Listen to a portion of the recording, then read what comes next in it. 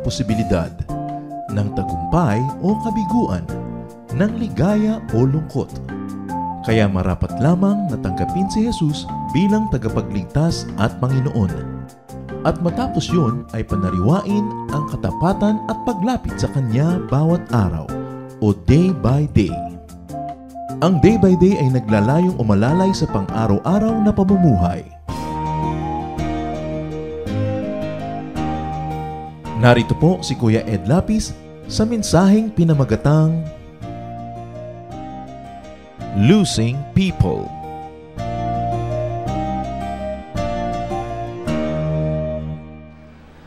Most love songs are about lost love. Pagka sinuri po natin yung mga love songs, kahit saang kultura nang galing, karamihan tungkol sa mga naiwan, nawalan, napagtaksilan, nalungkot. Most of the sorrows of man is about losing people. At yan po ang nais ating pag-usapan sapagkat gustuhin man natin o ayawin yan, nangyayari. We lose people. May nawawala, may mga taong gusto natin sana nandyan pero wala. Our Heavenly Father, thank you that we have you no matter what. Patawarin niyo po kami sa aming mga paglimot kuminsan sa inyong katapatan, sa inyong pagmamahal at pag-ibig. Ilayo niyo sa amin, Panginoon, ang aming mga kasalanan tulad ng kung gaano kalayo ang silangan sa kanluran. Forgive us, cleanse us, enable us to receive blessings from you. None of us deserve to ask you for blessing. But because you are good and you promise to bless us, we dare to come into your most holy presence and ask you, Lord, bless us. Nawa po ang inyong mga salita ay maging kalakasan namin, pagkain ng aming espiritu, kagamutan sa aming mga karamdaman. Patahimigin niyo po ang aming puso, palakasin niyo po ang aming loob, patibayin kami, palalimin ang aming pananalig, at makita namin ang inyong presensya, inyong pagpapala, inyong pag-ibig sa lahat ng bahagi ng aming buhay, lalong-lalo sa mga panahon na parang kami na pag-iisa o kaya ay nalalayo sa mga mahal namin sa buhay. Mangusap po kayong may kapangyarihan, kayo po ang maging tagapangaral. Hinihiling namin ang lahat ng ito sa pangalan ng iyong anak, ang aming Panginoon tagapagligtas na si Jesus. Kung ang pag-uusapan lang po ay yung mawalan ng mahal sa buhay, wala na yatang dadaig pa kay Job. Job's super case can always teach us. Hindi natin pinagsasawaan na balik-balikan, gunitain, sariwain ang dinanas ni Job sapagkat talaga namang napanggagalingan ng maraming lakas para sa ating sariling buhay. What was Job standing before God and men? Ano po ang kanyang kalagayan sa harap ng Diyos, sa harap ng tao, nung dumating sa kanya ang mga hirap sa buhay? Job 1:1-3. In the land of Uz, there lived a man whose name was Job. This man was blameless and upright. He feared God and shunned evil. He had 7 sons and 3 daughters, and he owned 7,000 sheep, 3,000 camels, 500 yoke of oxen, and 500 donkeys, and had a large number of servants. He was the greatest man among all the people of the East. So nakita po natin ang main character natin na si Job na malamang naman ay dati na nating nakadaupang palad. Nakilala na natin siya. Napakayamang tao, dakila sa silangan. At may 10 anak, 7 lalaki, 3 babae. Pagkarami-raming mga utosan at higit lalong napakaraming mga hayop na kalakal at kayamanan noong unang panahon. So that was his situation. Job was a godly man. He was blessed with wealth. He had 10 children, a wife, and close friends. What about Job's trial and great loss, which centered on people? Nawala ang mga taong ito na parang bula sa kanyang buhay. Job 1:6-12.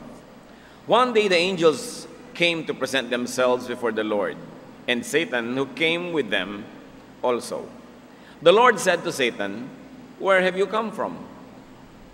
Satan answered the Lord, "From roaming through the earth and going back and forth in it." Then the Lord said to Satan, "Have you considered my servant Job? There is no one on earth like him. He is blameless and upright, a man who fears God and shuns evil." Does Job fear God for nothing? Satan replied, Have you not put a hedge around him and his household and everything he has? So isang araw, si Satanas ay humarap sa Diyos at sinabi naman ng Diyos sa kanya, anong pinagagagawa mo lately? Eto, akyat manaog, lupa, langit, biyahe dito, biyahe doon. At sabi naman ng Diyos, believe ka kay Job, di ba? Kilala mo, ang husay na tao, ang galing, maka-Diyos talaga. At sabi naman ni Satanas, siyempre, maka-Diyos, pinagpapalan nyo Binibigyan nyo ng maraming anak, asawa, kayamanan, mga katulong. Ano pang dahilan niya para hindi maging maka-Diyos? Binabakuran nyo kasi ang kanyang buhay. Continue. You have blessed the work of his hands, so that his flocks and herds are spread throughout the land. But stretch out your hand and strike everything he has, and he will surely curse you to your face.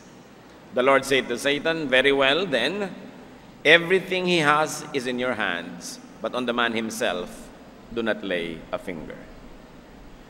Pinagpapala nyo, siyempre, maka-Diyos, subukan nyo na bawiin ang lahat ng pagpapala, binibigay nyong mga kayamanan, mga tao sa kanyang paligid, siguradong harap-harapan kayo niyan na itatatwa. Sabi naman ng Panginoon, sige, binibigyan kita ng otoridad na idaan siya sa pagsubok. Pero, huwag mo siyang gagalawin. Pwede mong galawin ang ari-arian, mga tao sa paligid, siya mismo, yung kanyang katawan, siya, hindi mo gagalawin. Nilagyan ng Diyos ng hangganan ang pwedeng gawin ni Satanas. Job 1:13-17. Kumilos si Satanas. One day when Job's sons and daughters were feasting and drinking wine at the older brother's house, a messenger came to Job and said, the oxen were plowing and the donkeys were grazing nearby, and the Sabaeans attacked and carried them off. They put the servants to the sword, and I am the only one who has escaped to tell you. Bad news. Isang araw na tahimik, payapa, dumating ang dilubyo. May isang humahangos sa katulong na nagsabi, sinalakay po kami ng mga Sabaeans, lahat po ng inyong mga hayop ay kinuha at lahat ng mga utusan ay pinatay. Ako lang po ang nabuhay para makapagbalita.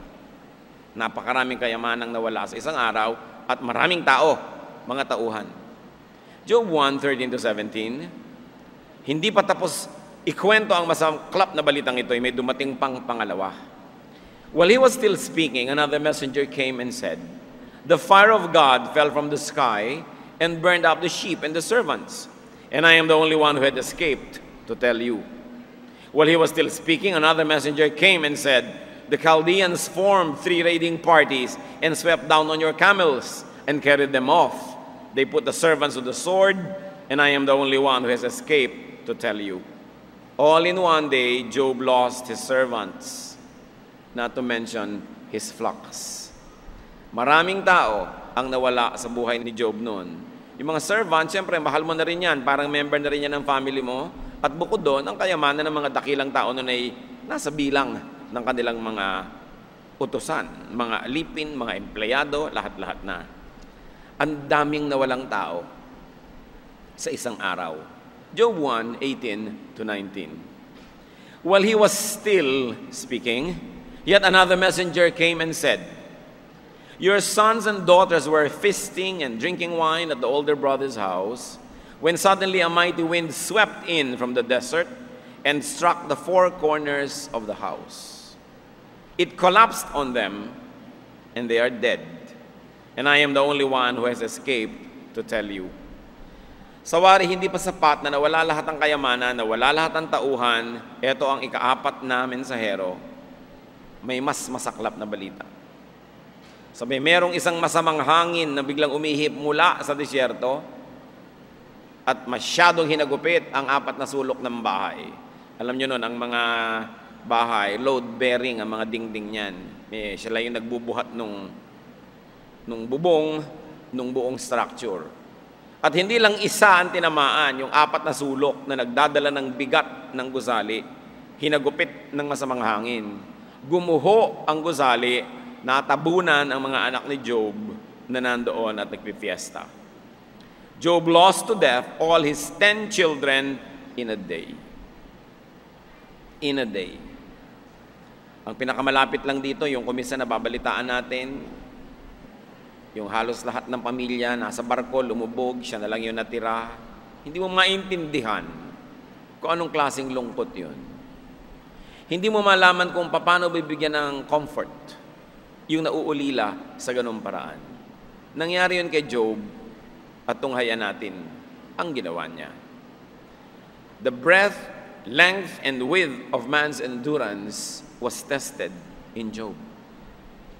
Noon pong Second World War, nung nakakapamayani yung mga Nazi sa Europa, marami silang ginawang mga illegal tests, labag sa batas ng tao.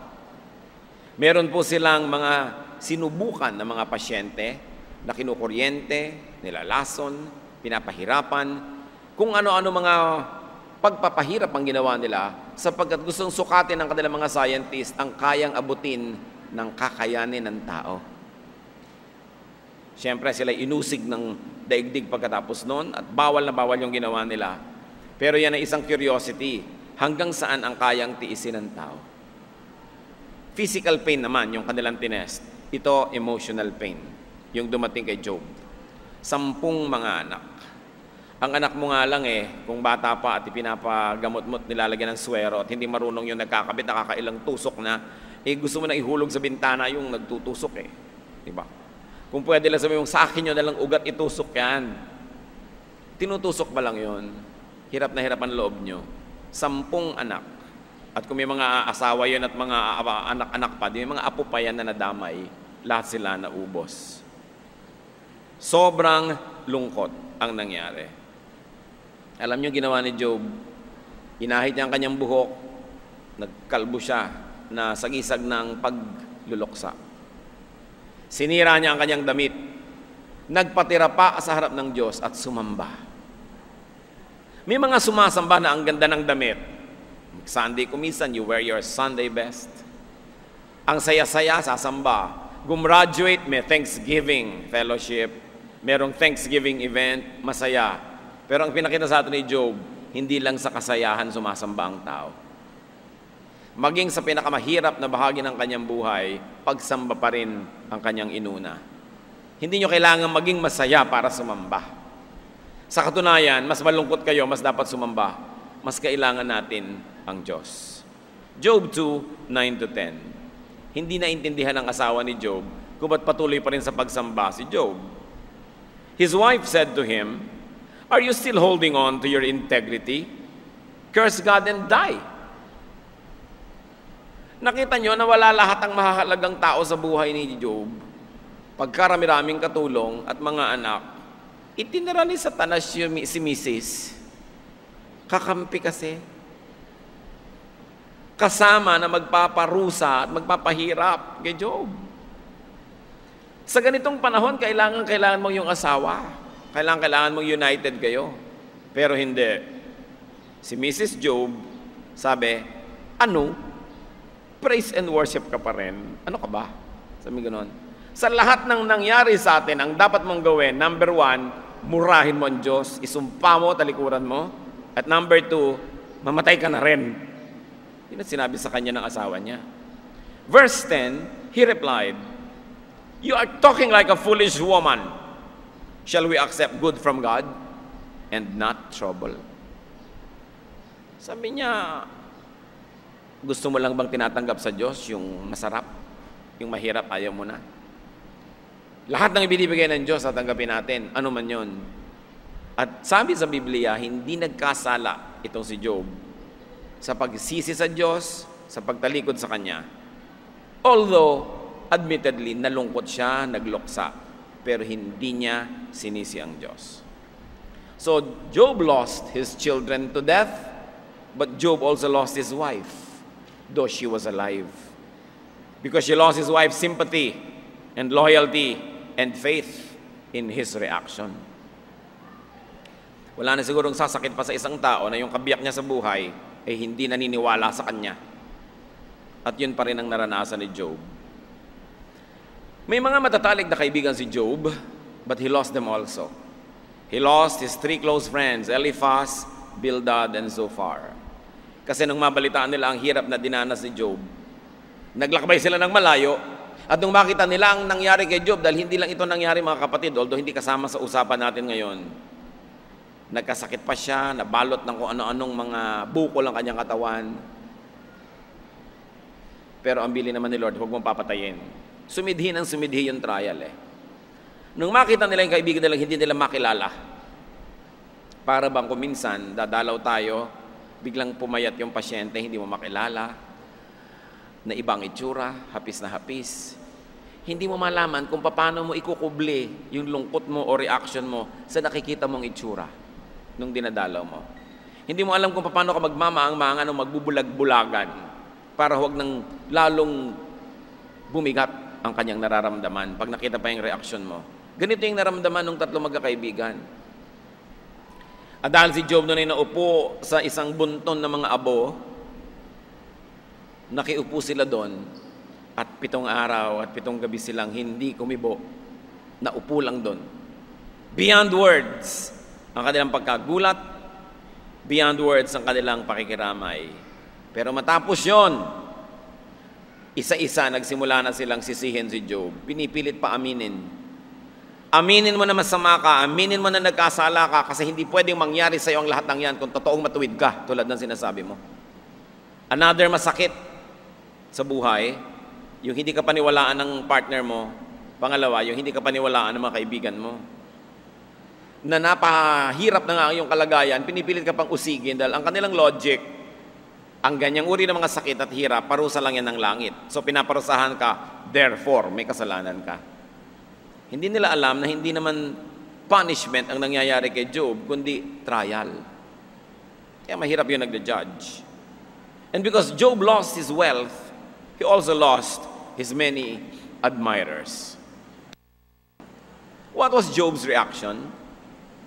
Tulad ng binanggit natin, sabi sa Job 1, 20-22, at this Job got up and tore his robe and shaved his head.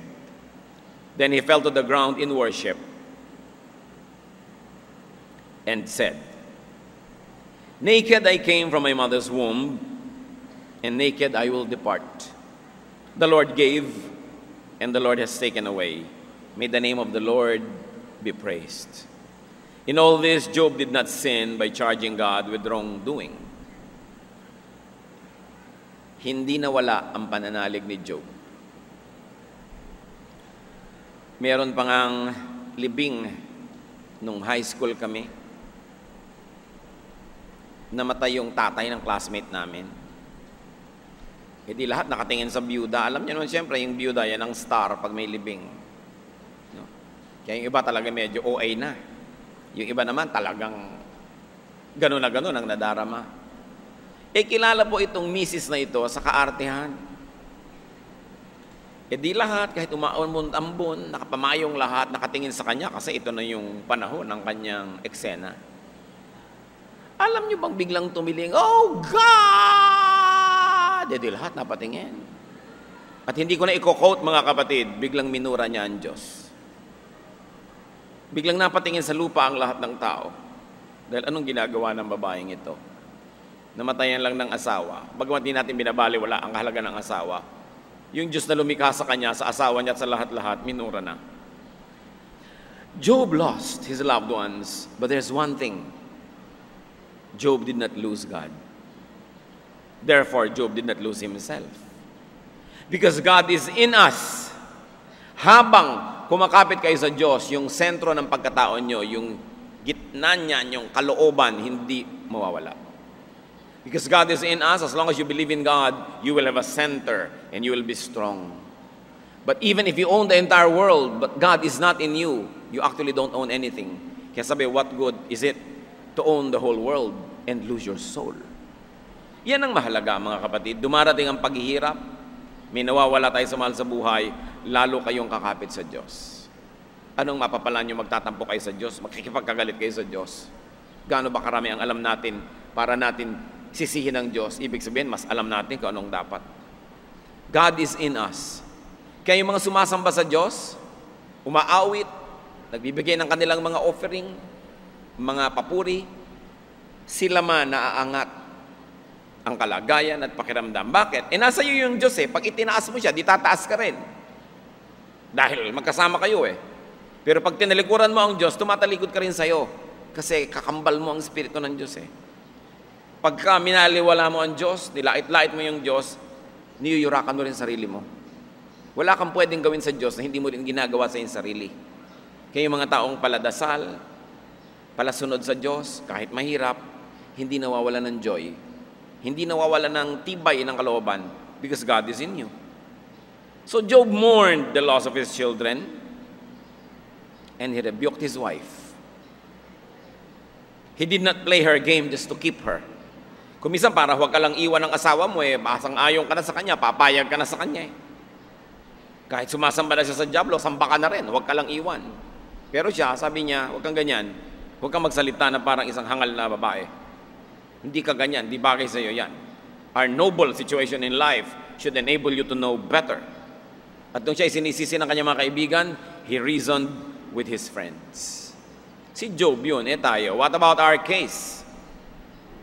Ano ba ang ating sitwasyon? What is our standing before God? Sabi ng Diyos, righteous si Job. So righteous siya, tayo. Romans 3:10, as it is written, there is no one righteous, not even one. So, kung si Job na righteous, nangyari yon, kandidato rin tayo lalo na makaranas sa mga ganon. Because we are short of God's glory. Anong dapat nating isipin, mga kapatid, pag nawawalan tayo ng mga mahal sa buhay? When we lose people, we realize that loss can be a trial. Tulad ng nangyari kay Job. Hindi punishment. James 1:2, consider it pure joy, my brothers, whenever you face trials of many kinds, because you know that the testing of your faith develops perseverance. Sabi, kahit gaano kahirap at gaano kabigat, huwag niyong papayagan na mawala yung joy, yung malalim na ginhawa ng loob, kahit hirap ang katawan, hirap ang isip. Tahimik ang loob mo sa kaloob-looban, kasi alam mo na may Diyos ka. Sapagkat ang pagharap sa mga ganyan, ang magiging bunga ay ikabubuti at kapakinabangan natin. Huwag nating lilimutin na nakalagay sa Biblia na anumang uri ng tukso o pagsubok na dumadating sa tao ay sukat muna ng Diyos bago niya payagan. Tulad ng bago niya pinayagan si Satanas na ligligin itong si Job, nilagyan niya ng limitasyon. Una, huwag mo siyang gagalawin. Galawin mo na lahat, huwag lang siya. Nung susunod na wave of trials, sabi, sige, galawin mo, pwede, ang katawan, pero hindi mo papatayin, may hangganan. Sabi sa Bible, God does not allow us to be tempted beyond our strength, but with the same temptation, we also give the way out. Pag pinayagan ng Diyos ang isang pagsubok, ang isang tukso, may hangganan yon. Sukat niya tayo, ang pinapayagan niya, yung alam niyang kaya natin. At kasama ng tukso, may kakambal na exit door para ka makaiwas. Tanong nung iba, bakit po hindi ako nakaiwas? O kaya bakit ako natalo? Kasi hindi ka umiwas. Kasi nagpatalo ka. Kasi malinaw ang Biblia, kaya mo yan kung kakayanin mo. Kaya nga pinayagan ng Diyos. Pero nasa sayo, kung ipapatalo mo ang laban, o mananalo ka. By God's help. Isa pa po, kung hindi man yan trial, it could be training. Nakakita na ba kayo ng mga athlete na hindi nahihirapan sa training? Nakakita na ba kayo ng mga scientist na hindi mo na nagpakabihasa sa kanilang mga methods? Nakakita na ba kayo ng sino man nagagawa ng isang dakilang bagay na hindi nagsasanay? So kung may ipapagawa rin sa atin ng Diyos sa mga mission sa buhay, mga ministries, sinasanay din tayo. 1 Peter 5:10, and the God of all grace, who called you to this eternal glory in Christ, after you have suffered a little while, will Himself restore you and make you strong, firm, and steadfast. Sabi ang Diyos, maawain, mabuti. At kung ikaw man ay payagan niyang magdusa, sumandali, ang kasunod nun, papalakasin ka niya, ibabalik niya sa iyo ang mga akala mo'y nawala, yan ang mangyayari sa iyo. Kuminsan mga kapatid, may mga hirap tayong dinaranas, hindi natin alam kung para sa ano. Kung hindi nyo maintindihan kung para sa ano, Trial ba? Remember, yung trial pag righteous yun, ha? O training ba? At kung nalampasan nyo na yung hirap, hindi nyo pa rin maintindihan kung ba't kayo dumaan doon, maghanap-hanap kayo ng magagawang mabuti kung saan magagamit nyo yung natutunan nyo sa hirap. Tinrain kayo para tayo may magawa sa pagpapalaganap ng kaharian ng Diyos. Na ang ibig sabihin, hindi lang pagtuturo, kundi pagkalinga sa mga nahihirapan, naghihirap, nasasaktan, nauulila, nalulungkot. Sino ba ang makakaminister sa mga bagong byuda, kundi yung mga dati ng byuda? Lalo't 8 beses na kayong nabiyuda. Mahirap danasing 8 beses mamatayan, pero pagka nakalampas na kayo doon, talagang kayo na yung pinaka-general ng mga counselors dyan. Habang lumalalim ang ating nilulusong, mas mataas naman ang ating maaahon. Para sa ikabubuti rin ng iba, ipaglilingkod natin sa Diyos. Si Jesus man dumaan sa training, dumaan sa pagsubok, nahirapan para sa atin. At yun din ang hinahanap sa atin ng Diyos, na bawat hirap na dinaranas natin, maging kapakipakinabang sa kapwa. Kung ang hirap na nalampasan natin, ganun lang, nilampasan lang, tapos na, para ano? Kailangan may makinabang. Kaya po yung mga nakakaranas ng mga lungkot, pangungulila, dahil ang asawa nyo nagtatrabaho sa ibang bansa, meron kayong ministry para sa mga nalulungkot at naulila rin. Dumadanas tayo ng mga hirap, sakit, hapdi, kirot, para mas maging mabait tayo doon sa mga dumaranas ng mga ganung bagay din, matapos na tayo gumraduate. May kahulugan ang lahat. Hindi pwedeng sabihin walang kabuluhan. Tayo ang magbibigay ng halaga sa ating mga nagiging mga karanasan. At kung yan ay iaalay natin sa paanan ng Panginoon para pakinabangan ng kapwa, sabi ni Jesus, ang ginagawa nyo sa kapwa nyo, ginagawa nyo sa akin. Yan ang mataas na relihiyon. Na tayo ay maging kapakipakinabang, nakakatulong, nakakapagpalakas ng loob. Kung dumarating ang mga hirap, nawawalan tayo ng mahal sa buhay, maaari na ito ay fruit of our sins or shortcomings. In other words, palo. Pwede rin Hindi mo naman minamahal yung girlfriend mo, inaali-alila mo, nawala, edi napalo ka. Kasi, kasalanan mo yan. Yung asawa mo, binabanlian mo ng kumukulong tubig, pinaplansya mo, hindi naman siya damit. So, ano nangyayari? Nilayasan ka. Bagay sa'yo. Kasi may kasalanan ka Dapat kang tumanggap ng bunga ng itinanim mo. Galatians 6:7-8, do not be deceived. God cannot be mocked. A man reaps what he sows. The one who sows to please his sinful nature, from that nature will reap destruction. Sabi, hindi na paglalaroan ng Diyos, hindi na bibiro. Huwag kayong magpadalos-dalos. Ang itinatanim nyo, aanihin nyo. Sabi sa Biblia. Ngayon, kung hindi po trial, hindi training, hindi pa rin punishment, ano kaya yon? Meron pang isang panukala si Solomon na pwedeng paglagyan ng mga hindi natin malamang kung saan ilalagay, saan ika-classify na hirap sa buhay at pagkawala ng mga mahal natin, time and chance. Sabi ni Solomon, sa dinunong-dunong kong ito, meron din akong hindi maipaliwanag. At sa hindi ko maipaliwanag, eto ang paliwanag ko. Sabi niya sa Ecclesiastes 9:11. I have seen something else under the sun. The race is not to the swift, or the battle to the strong, nor does food come to the wise, or wealth to the brilliant, or favor to the learned. But time and chance happen to them all. Sabi niya, marami na akong sinangguni, marami akong naging guro, marami akong binasa at sinulat, pero meron akong napansin, sabi niya. Hindi ko mo mabilis kang tumakbo, garantisadong ikaw mananalo sa karera. Hindi ko mo malakas ka, ikaw mananalo sa giyera.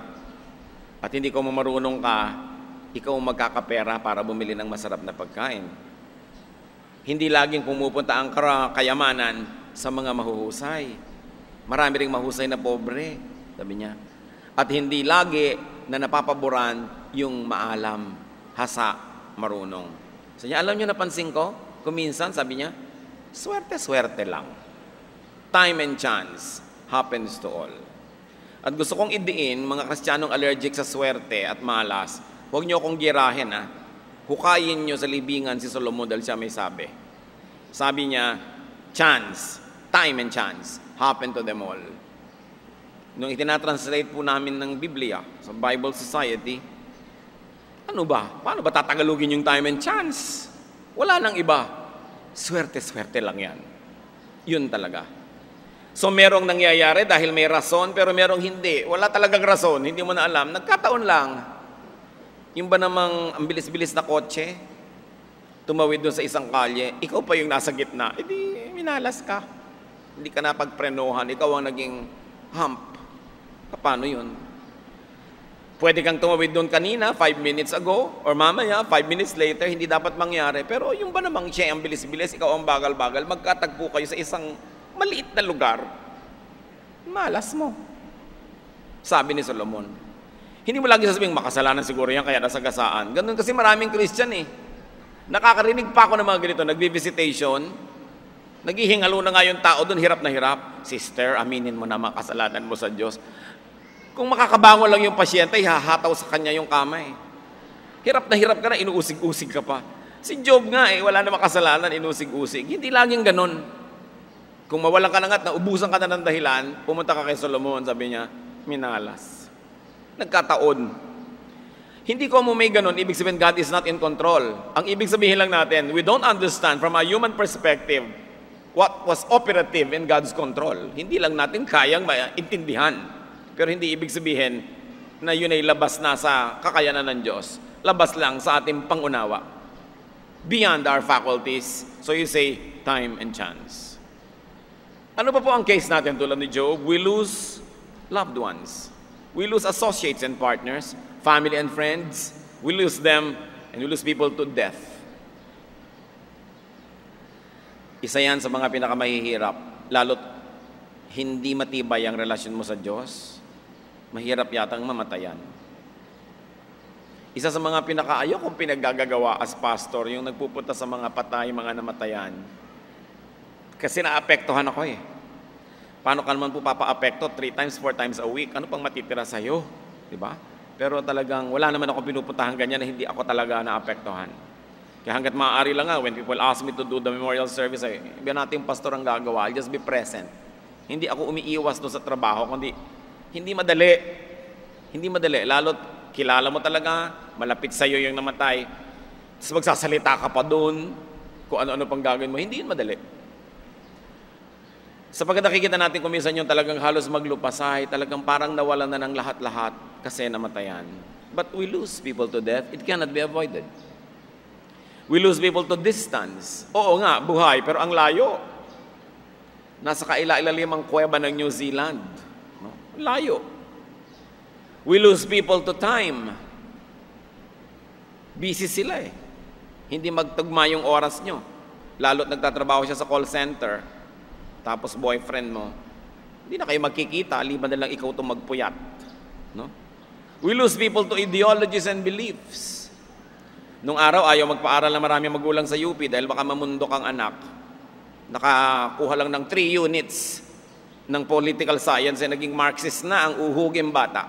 Kala alam na niya lahat. No?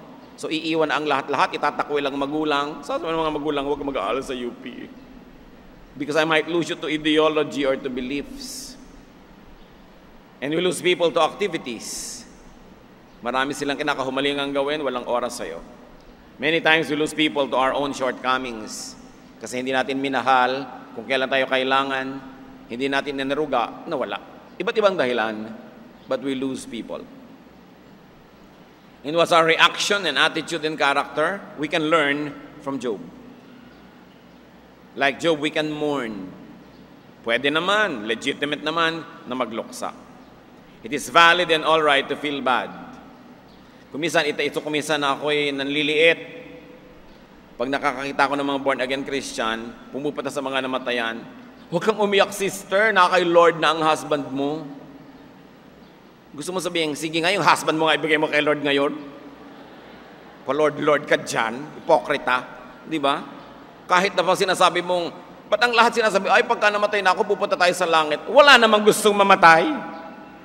Huwag nga tayong magkunwari. Naniniwala tayo sa Diyos, naniniwala tayong pupunta tayo sa pag namatay tayo, pero ang totoo lang, ayaw pa natin pupunta. Dahil gusto mo pa dito. Bihira ang taong gustong-gusto na yun. Wala pa ako nakita ni isa. Liban na lang, hirap na hirap, may sakit. Ano na nga ba naghihintay sa'yo dito kung gano'n? Di mabuti pa nga, pumunta ka na kay Lord. Yung iba minamaliit nila yung pagkalungkutan ng kapwa. Uy, born again ka na sister, huwag kang iiyak para maganda kang patotoo. Ano ako dito, display? Para lang maging magandang example, pipigilin ko yung luha ko. Ang inyong pong lingkod, baligtad. Pag nasa mga patay tayo at nagpipigil ng iyak yung namatayan. Sige, iyak pa, iyak pa. Sige pa, iyak pa. Di mabuting iiyak nang lumabas. Hindi yun masama. Si Job nagluksa, pero sumamba. O baligtarin nyo, sumamba, pero luksa. Pwedeng pagsamahin yung dalawang bagay na yun. May panahon ng lahat, and there's a time to mourn according to Ecclesiastes. We can and should review the facts. Pagka po tayo ay nawawala ng mahal sa buhay, what should we review? That we don't own anything. Therefore, we don't own people. Everything we have is God-given, therefore is borrowed. Ipakadiin-diin natin sa isip natin ito mga kapatid, wala tayong pag-aari. Bagay man, lalo kong tao. Kahit anak nyo, hindi kayo makakagawa ng anak. Hindi nyo nga alam kung paano nabuo yan. Yung iba nga, 3 buwan ang nandun, di pa niya alam eh. Hindi natin ginagawa ang tao, Diyos ang gumagawa niyan. Kung iyan ay isinilang, dumaan sa iyong sinapupunan, daan ka lang, pero hindi talaga sa'yo nagmula sa Diyos. Ang asawa, hindi sa'yo. Ang anak, hindi sa'yo. Wala tayong pag-aari. Sabi sa Psalm 24 verse 1, the earth is the Lord's and everything in it, the world and all who live in it. Ang mundo, lahat ng nasa mundo, mga nakatira dito sa Diyos. Wala tayong pag-aari. Kaya maganda yung Tagalog, ang tawag natin dyan, ari-arian. Kunwari lang. Hindi totoo.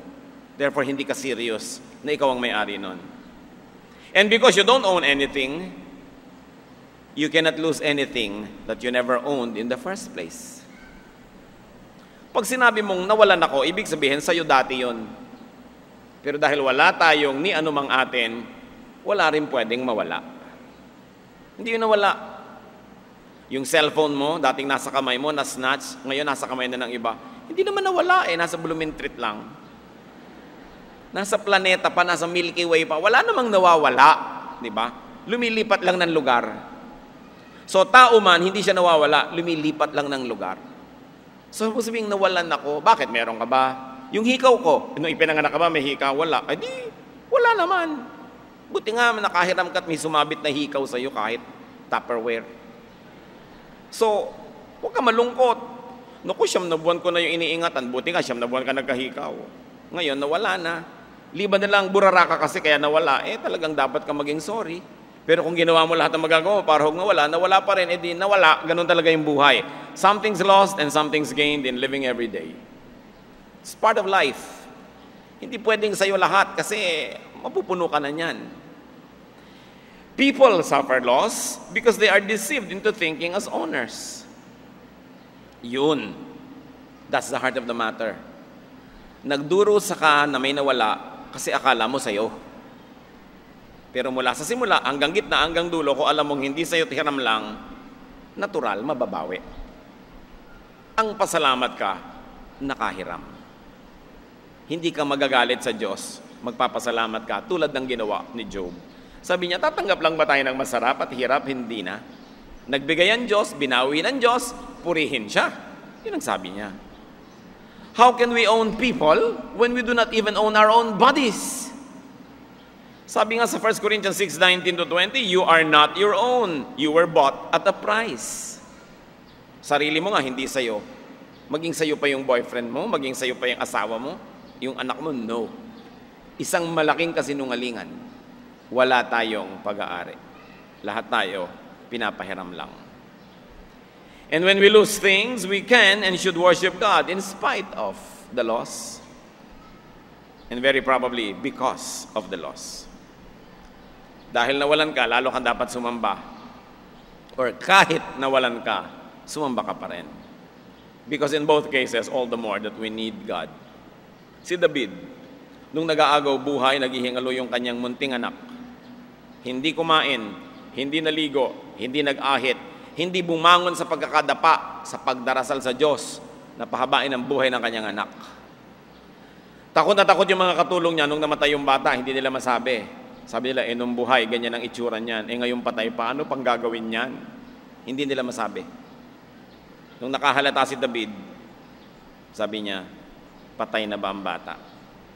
Opo, patay na.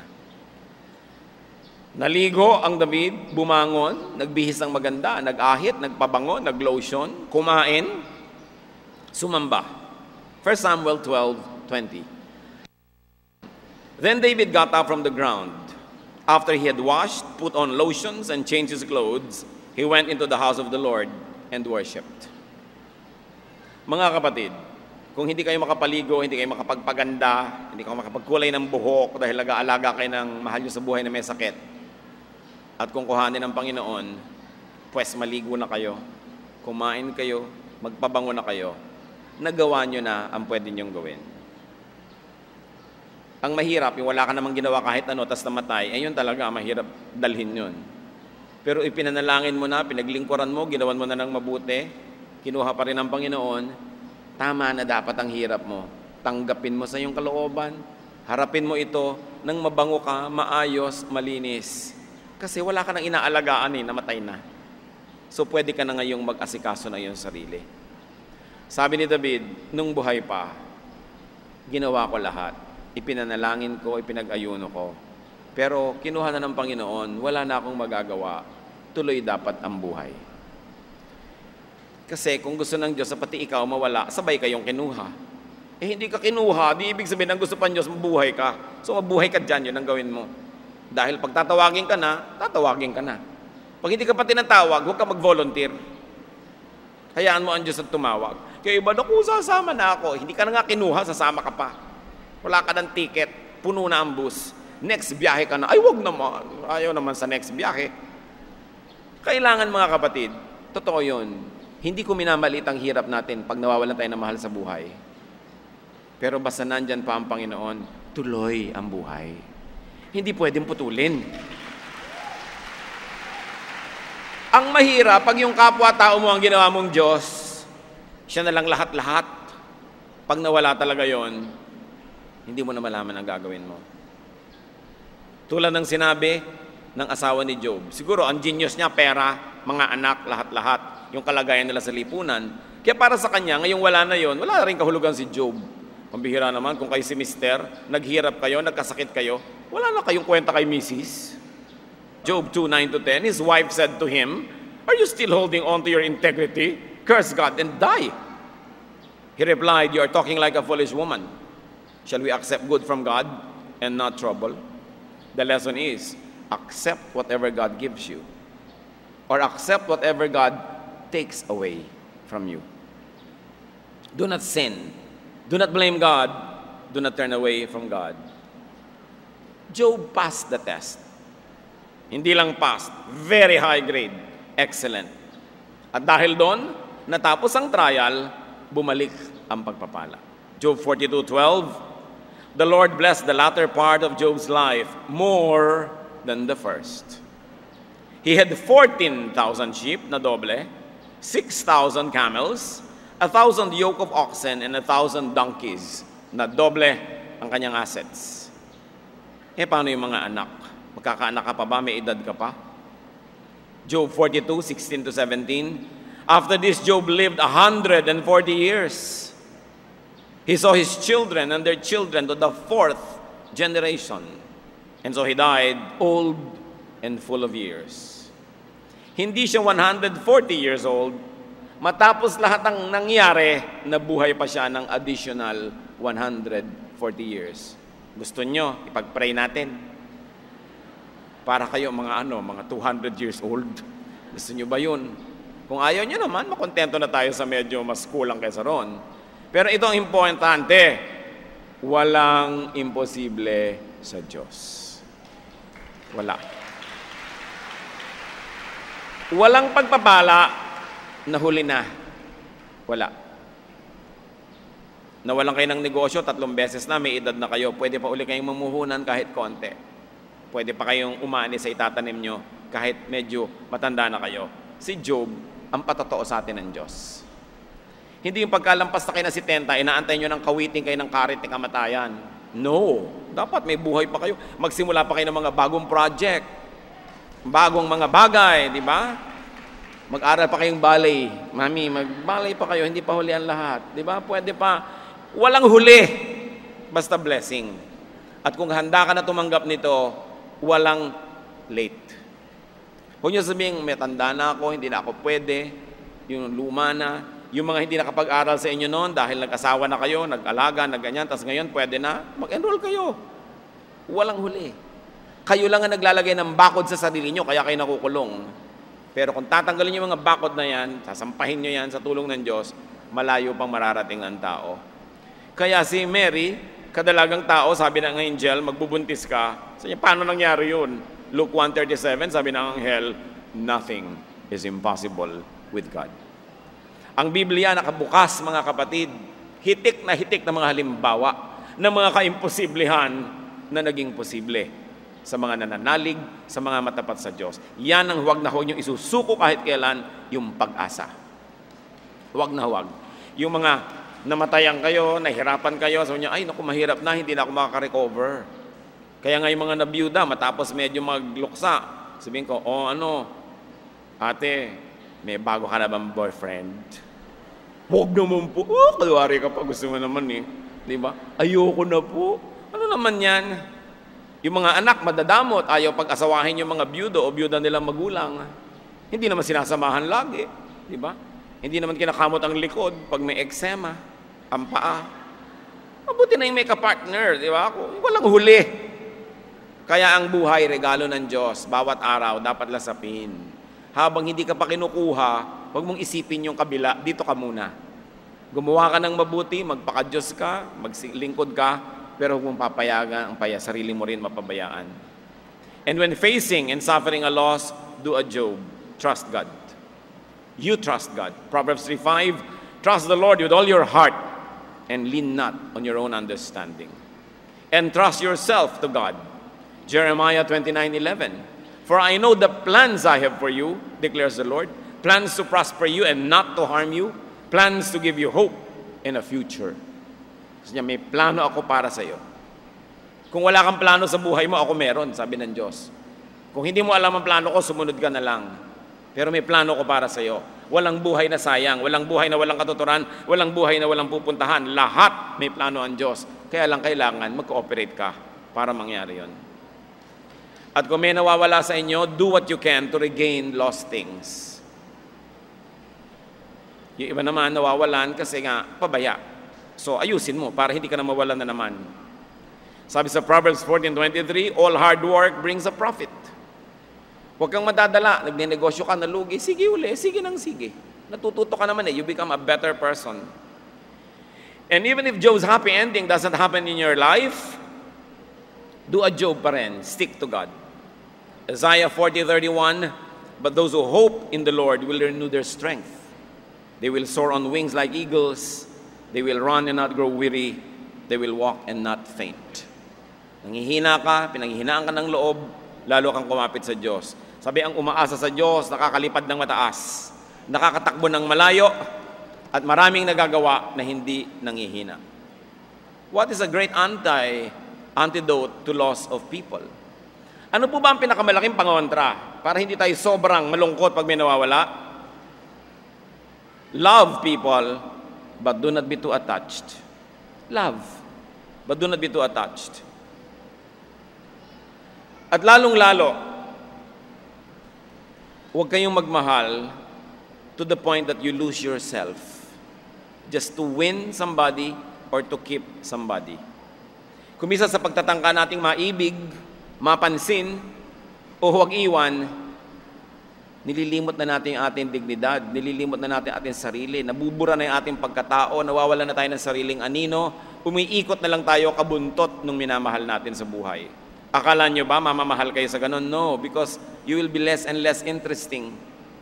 The moment you no longer run in your own orbit and you have become a satellite of someone else, you will be just very, very uninteresting. You will be dull and all the quicker that you're going to lose that person.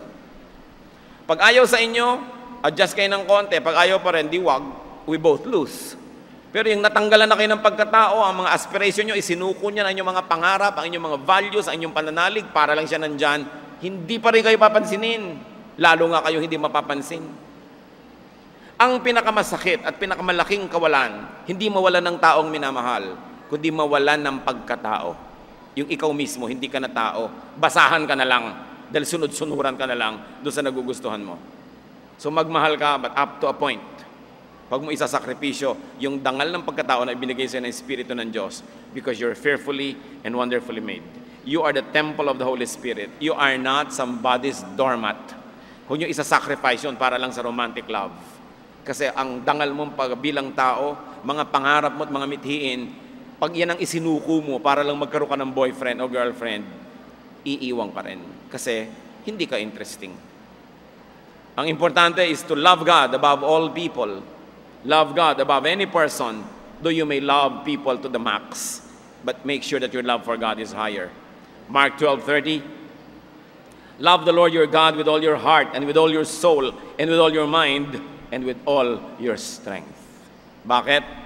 Pag Diyos ang number one sa buhay mo, kahit kailan may kasama ka, kasi hindi naman nangiiwan ng Diyos. Pag ginawa mo ang Diyos sa number 2, number 3, tao yung number 1 o number 2, kawawa ka. Kasi pag iniwan ka noon, eto ka, papasagasa ka sa tren, lumululun ka ng lason, kasi nawala yung tao, ginawa mo number 1 eh. Ang number 1 sa puso natin, Diyos dapat. Mahirap gawin ko minsan, lalo na in love ka at nahihibang, pero dapat mong isipin. It's God that gives us a center. It's God that gives us meaning, and it's God that will never leave us. It's God who created us, and when we die, it's God who is going to welcome us to eternity. Never, never subsume your love for God to your love for people. Kahit sino pa yon. Pag inuna mo ang Diyos, lahat aayos. Because God does not leave us or forsake us. Hebrews 13:5, God has said, never will I leave you, never will I forsake you. Kung minsan, may nawala kang boyfriend, may nawala kang minamahal, parang pinagtakluban ka na ng langit at lupa, hindi ka naman minamahal, hindi ka naman pinapansin, hindi ka naman inaalagaan. Pag nawala yung pasalamat ka. Kasi kung may hawak ka, paano ka bibigyan ng Diyos ng bagong hahawakan? Nakakapit ka, kailangan yung kamay mo mawala ng laman. Akala mo nawalan ka ng laman forever? No, nawawala lang yung laman para maging bakante, para lagyan niya ng Diyos ng bago, ng mas mahusay. Pero dapat manalig ka sa Diyos at makinig ka sa maka-Diyos na katwiran. At yung ex mo dati na sinasamba-samba mo, 3 linggo lang yan, mandidiri ka na sa sarili mo. Bakit ko ba sinamba yun? Magtataka ka na sa sarili mo kung ba't ka nagpakahibang.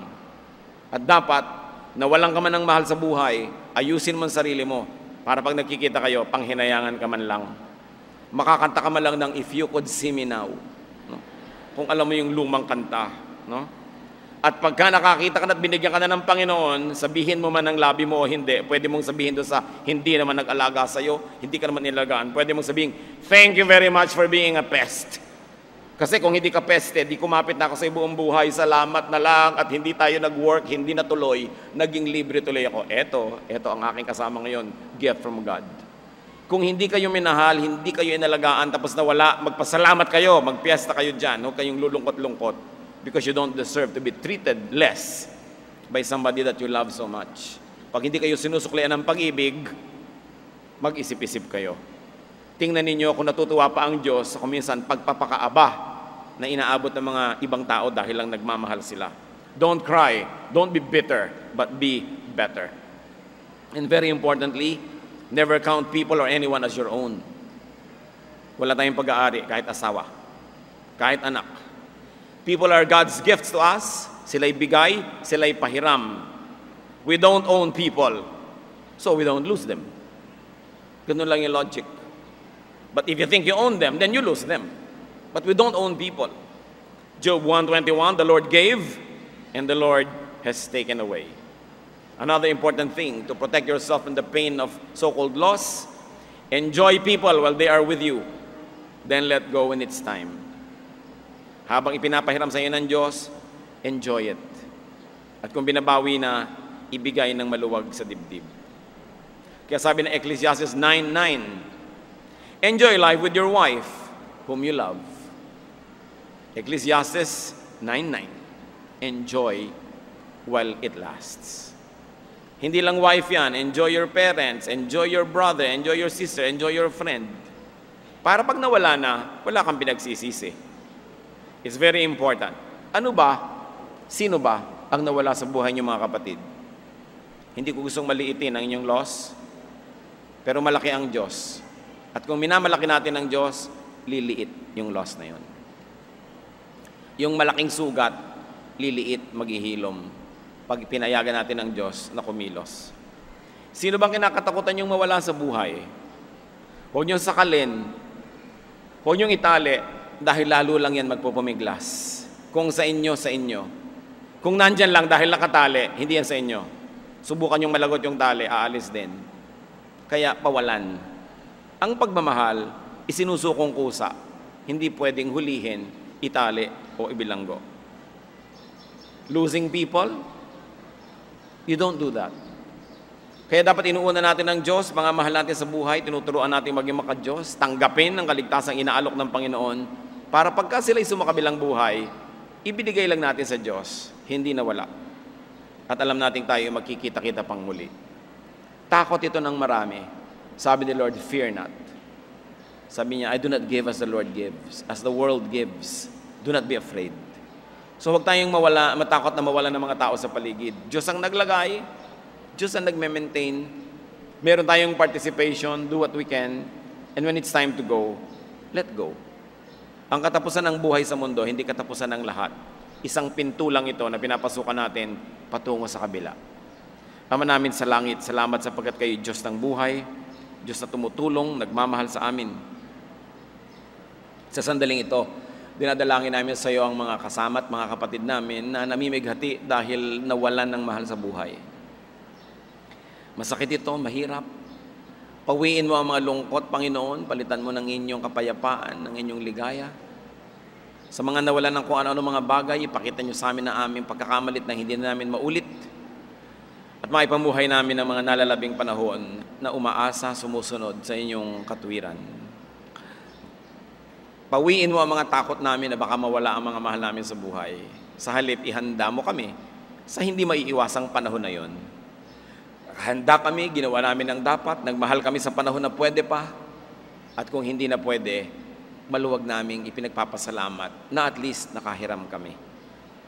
Magbulay-bulay tayo mga kapatid tungkol sa issue na ito ng ating attachment to people, our fear of losing them. At yung iba naman sa takot na huwag mawalan, hindi na lang nakikipagrelasyon. Mas malaking kawalan yun. Sabi nga, it's better to have loved and lost than never to have loved at all.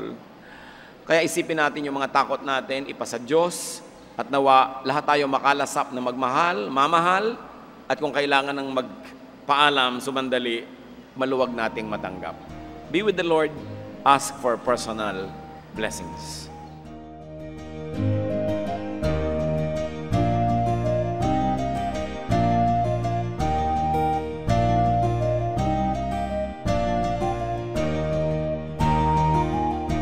Ang katatapos pong mensahe ni Kuya Ed Lapiz ay pinamagatang Losing People.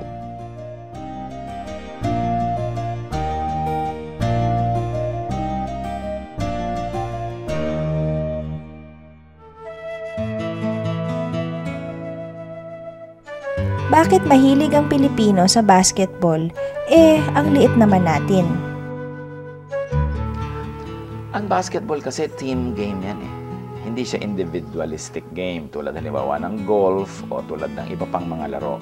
Kaya gustong-gusto ng mga Pilipino. Kasi ang gusto natin hindi lang laro, kundi yung may kalaro. Yung may teamwork talaga. Kaya yung pagbabasketball is actually a social interaction. At hindi lang yun, napakadali kasi mag-basketball eh. Meron ka lang kaprasong goal, may kapraso kang board, pwede ka nang maglaro. Nagiging popular yun.